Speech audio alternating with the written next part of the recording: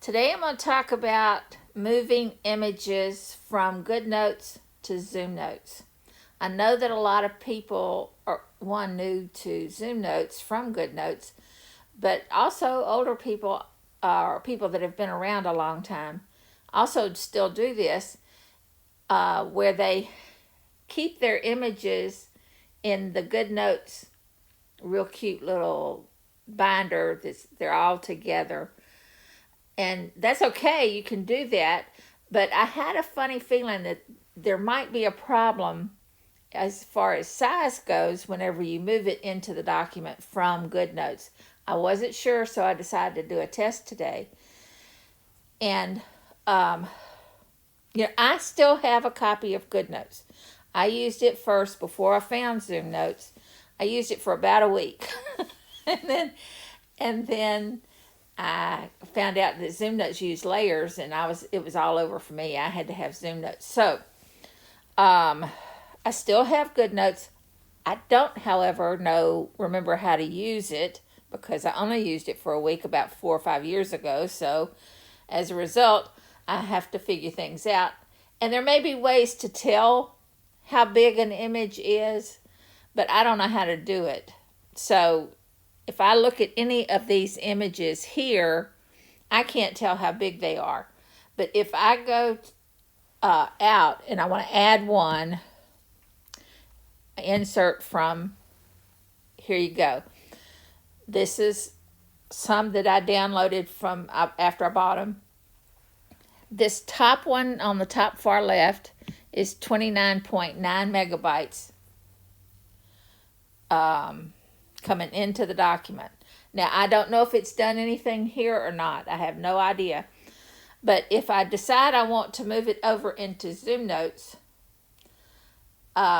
first, let me show you how big. I put that 71.2, so I'd remind myself to do this. If I look at the size of the ZoomNotes document currently, see it's 71.2 megabytes. Now, I'm going to drag and drop that image directly into the document, like I suspect most people do that do this. If I select it and drag it and drop it. Now, I also know, where is it? Come on. There it is. Okay. I also know that the size isn't going to change immediately, but if I come over here and I change the document and then go back to this one, I can look at the size now under Z. See, it's now 78.3.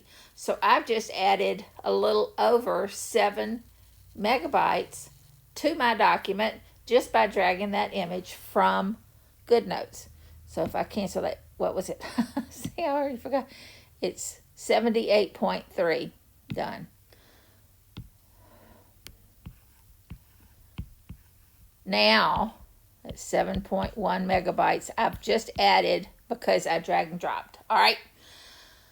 Now, if I decide to use that image 4 more times or 3 more times in ZoomNotes, just drag and drop it. It doesn't matter whether it's small like that or big like that. The size remains the same until I do something. Now, understand that there are ways of resizing those images as well. This one right here, let me show you. Oops, let's see. Cancel that. If I select this image right here, which is the one that I pulled in, and I look at it under the edit, I go to resize, top toolbar. See, right now that image is 2048 by 2048. I can resize it here by doing a quarter. See, it's now 512 by 512. Do resize. So that's one way I can automatically change it. There's other ways, but I just wanted you to see. I'm going to cancel that. So now this is still 7 megabytes. All right. And I've got it 4 times in this document. Now let's see if it's changed yet. I don't know. See, now it's 99.2. for every time I use that image, it is now 7 times that number.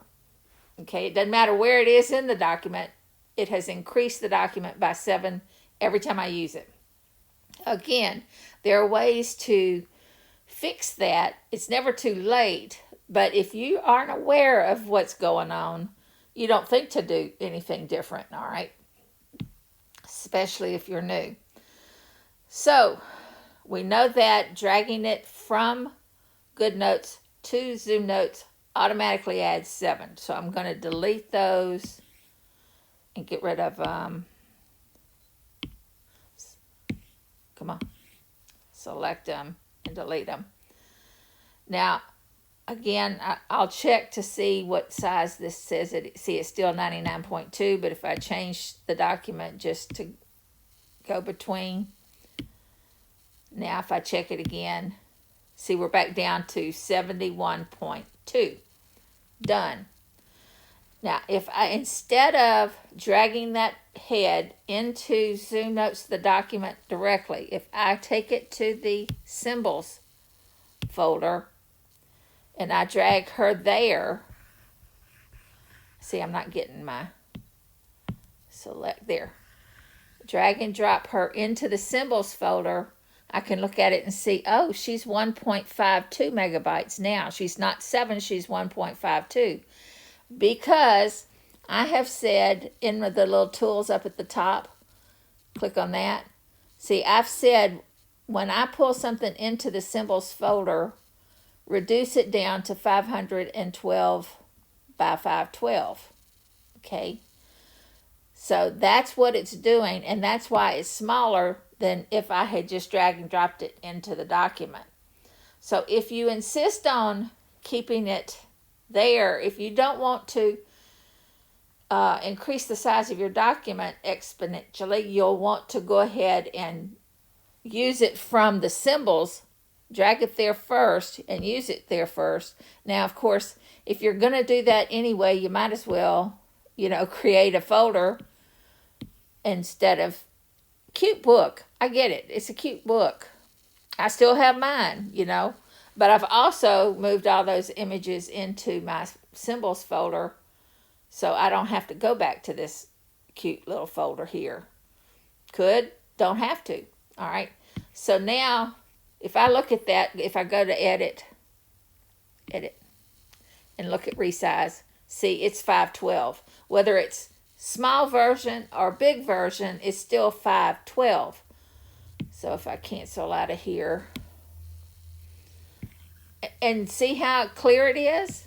It doesn't have to be that 20 whatever something, whatever caused it to be 7 megabytes. And, that's because I'm never going to need to display it up on a screen. If you plan on doing that, if you're a teacher and you're planning on showing an image up on the wall, you may need it to be bigger. But I'm never going to do that. So 512 is plenty big enough for me. So it's up to you how big you want these images to be, but it does affect the size of your document. All right? So that's it. The moral of the story is if you insist on keeping your cute little books, and I get it, I like them, I think they're cute, but if you insist on keeping that, be sure and drag and drop it into the symbols first, or you can always do what I just did and resize it, go to the images, go to resize, and change it here and get the same effect, but easier to use symbols. All right, that's it. Y'all have a great day here. Bye.